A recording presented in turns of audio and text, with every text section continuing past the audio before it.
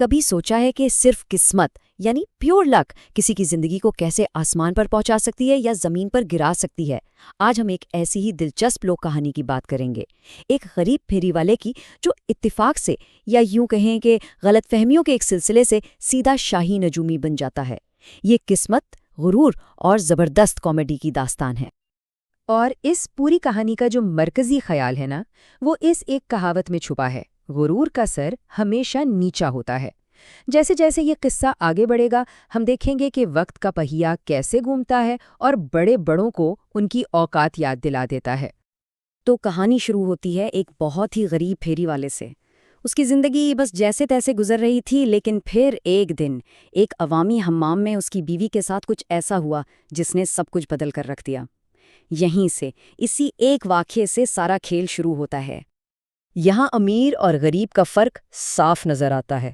ایک طرف شاہی نجومی کی بیوی ہے جو شاہی بگی میں آتی ہے، نوکر چاکر سلام کرتے ہیں، تو دوسری طرف پھیری والے کی بیوی ہے جو پیدل آتی ہے اور اسے دھکے دے کر باہر نکال دیا جاتا ہے۔ بس یہی وہ بے عزتی تھی جس نے پوری کہانی کا رخ موڑ دیا۔ اب جب بیوی اتنی بے عزتی سہ کر گھر آئی تو سارا غصہ کس پر نکلنا تھا؟ ظاہر ہے اپنے شوہر پر، اور اس نے آ کر اپنے شوہر سے ایک ایسا مطالبہ کر دیا جو سننے میں ہی ناممکن لگتا تھا: تم بھی شاہی نجومی کیوں نہیں بن جاتے؟ یہ ایک طرح سے اپنی عزت واپس پانے کی ایک ضد تھی۔ اب بیچارہ پھیری والا، ایک طرف بیوی کے تانے، دوسری طرف اپنی غربت، اس نے تنگ آ کر ایک فیصلہ کیا۔ اس نے سوچا کہ ٹھیک ہے، میں نجومی بننے کا ڈرامہ کروں گا، ایک ایسا راستہ جس کے بارے میں اسے الف بے بھی نہیں پتا تھا۔ اور مزے کی بات دیکھیں، اس نے اپنا نیا کام شروع بھی کہاں کیا؟ ٹھیک اسی حمام کے باہر جہاں اس کی بیوی کی بے عزتی ہوئی تھی۔ اس نے ایک بورڈ لگایا جس پر لکھا تھا: خاندانی نجومی، اپنی قسمت کا حال فوراً جانیے۔ بھئی، ایک جعلی نجومی کے لیے واقعی بڑی ہمت کا کام تھا یہ۔ اور بس یہیں سے قسمت کا وہ کھیل شروع ہوتا ہے جس کا کسی نے سوچا بھی نہیں تھا۔ اب اس کے سامنے ایک کے بعد ایک ایسی مشکلیں آئیں گی جہاں صرف تکا چلے گا، لیکن لوگ اسے کمال سمجھیں گے۔ تو پہلا امتحان، اور وہ بھی کیا، سیدھا شاہی امتحان۔ شہزادی کی ہیرے کی انگوٹھی گم ہو گئی تھی۔ ایک بیچاری نوکرانی بھاگی بھاگی اس کے پاس آتی ہے، کیونکہ اگر انگوٹھی نہ ملی تو اس کی تو جان گئی سمجھو۔ اس کی پوری زندگی اب اس جعلی نجومی کے ہاتھ میں تھی۔ اب اسے تو کچھ پتا نہیں تھا۔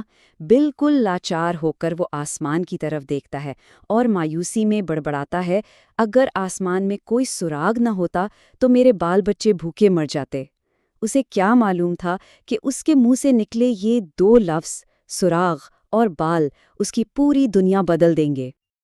اب ہوا یہ تھا، اور یہ قسمت کا کمال دیکھیں، کہ اس نوکرانی نے انگوٹھی ایک چھوٹے سے سوراخ یعنی سراغ میں چھپائی تھی اور نشانی کے طور پر اس پر اپنا ایک بال رکھ دیا تھا۔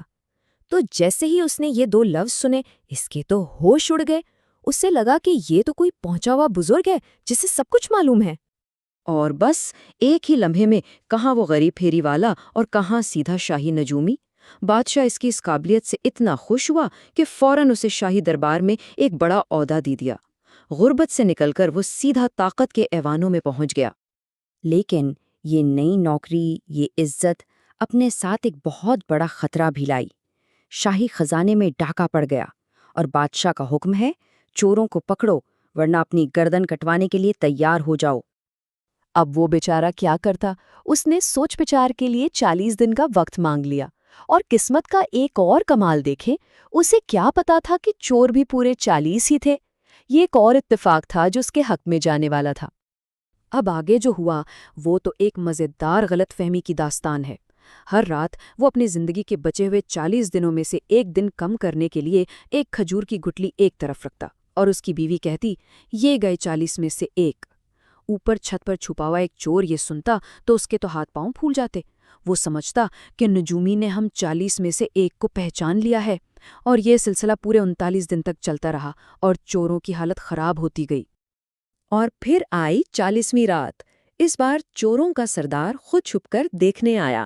جیسے ہی پھیری والے نے آخری گٹھلی رکھی، اس کی بیوی نے کہا: لو جی، یہ آخری اور سب سے بڑا بھی گیا، اب کام تمام۔ یہ سننا تھا کہ سردار سمجھا کہ اس کی بات ہو رہی ہے۔ وہ تو ڈر کے مارے کانپنے لگا اور سیدھا نجومی کے قدموں میں آ کر سارا مال واپس کر دیا۔ اب تک تو سب ٹھیک چل رہا تھا، قسمت پر قسمت مہربان تھی، لیکن کہانی ابھی ختم نہیں ہوئی تھی۔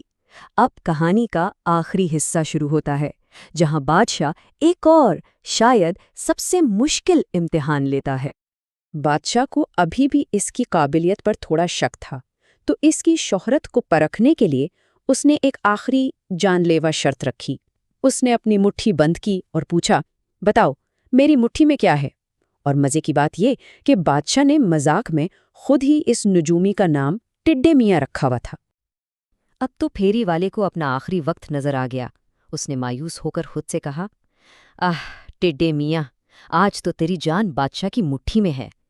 اور یہ کیا؟ جیسے ہی اس نے یہ کہا، بادشاہ نے حیرت سے اپنی مٹھی کھولی اور اندر سے ایک ٹڈا نکلا۔ ایک بار پھر قسمت نے اسے بچا لیا۔ اب روز روز کی اس جان لیوا نوکری سے وہ اتنا تنگ آ گیا تھا کہ اس نے بھاگنے کا ایک آخری پلان بنایا۔ وہ پاگل بننے کا ناٹک کرے گا۔ تو بس وہ حمام سے ننگا بھاگتا ہوا سیدھا بادشاہ کے خیمے میں گھس گیا، سوئے ہوئے بادشاہ کو پکڑا اور اسے گھسیٹ کر باہر لے آیا۔ اور ٹھیک اسی وقت خیمے کی چھت دھڑام سے نیچے آ گری۔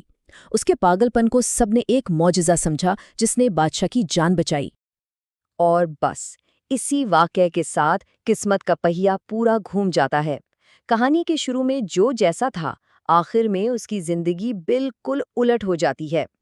دیکھیں کہ کیسے سب کچھ بدل گیا۔ جو پھیری والا غریب اور بے بس تھا، وہ اب عزت دار اور امیر ہے۔ اس کی بیوی جس کی بے عزتی ہوئی تھی، آج سب پر بھاری ہے، اور وہ شاہی نجومی کی مغرور بیوی آج اسے سب کے سامنے شرمندہ ہونا پڑ رہا ہے۔ یہ بالکل وہی بات ہوئی نا کہ غرور کا سر ہمیشہ نیچا ہوتا ہے۔ تو یہ کہانی ہمیں ایک بڑے سوال پر سوچنے پر مجبور کرتی ہے کہ زندگی میں کامیابی کے پیچھے کتنی محنت ہوتی ہے اور کتنا ہاتھ قسمت کا، یعنی صحیح وقت پر صحیح جگہ ہونے کا۔ یہ ایک ایسا سوال ہے جس کا جواب شاید ہر کسی کے لیے الگ ہو،